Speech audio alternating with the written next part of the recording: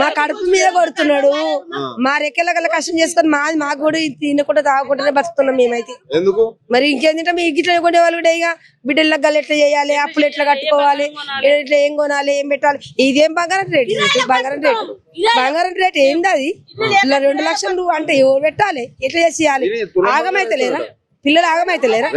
లోపల ఇప్పుడు పిల్లలు అంతా మందుల్లా ఎందుకు చచ్చిపోతున్నారు? పెళ్లి చేయక మేము పేదోళ్ళు ఇళ్ళల్లా పెళ్లి చేయలేక సావలేక బతకలేక ఆగమైపోతున్నారు మా పిల్లలు తెలుసా.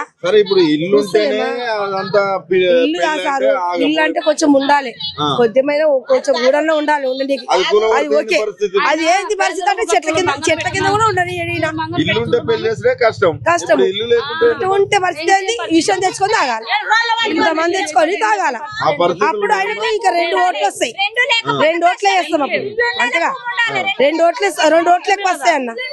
చచ్చిపోతే నేను చచ్చిపోతే ఆయనకు 2 ఓట్లు ఎక్కువ వస్తాయి కదా. డబల్ ఓటు కొట్టుకుంటుండొచ్చు. మరి ఏం ఆలోచన చేసి పని చేస్తున్నాయన? ఏ సీట్ ఎక్కి నుంచి ఏం ఆలోచన వచ్చింది? వేసేసిన ఫస్ట్ బస్ మీద వేసిండు. ఏం ఆలోచన వచ్చింది? కాకపోతే అందులో టికెట్ తక్కువ చేయనండి.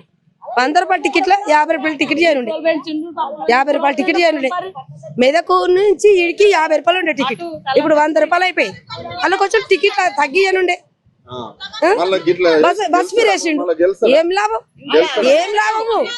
లాభం ఏం లేదు.